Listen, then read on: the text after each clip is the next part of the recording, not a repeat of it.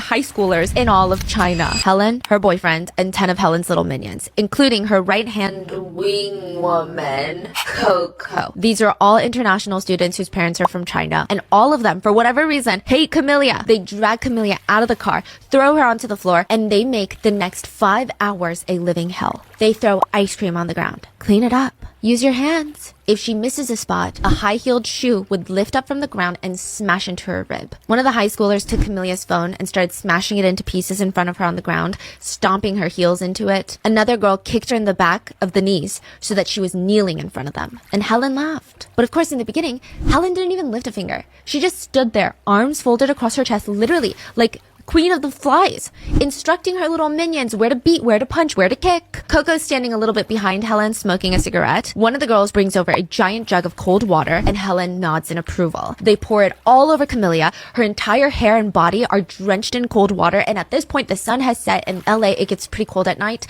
It's getting really chilly. But just to give you more context on how miserable this experience is, Helen sees Camellia holding on to herself, shivering. She says, "Someone take off her clothes." For a second, everyone went quiet.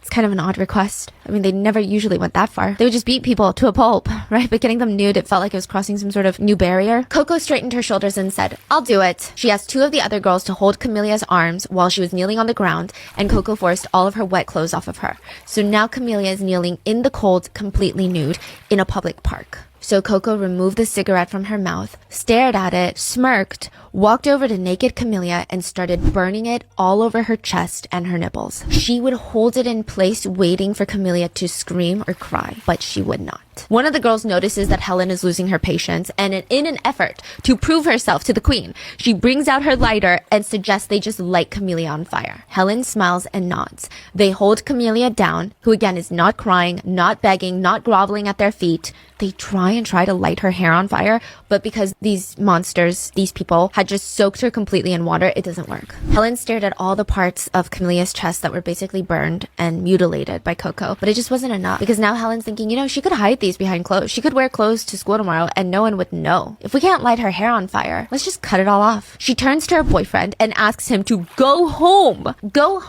to fetch a pair of scissors. He leaves.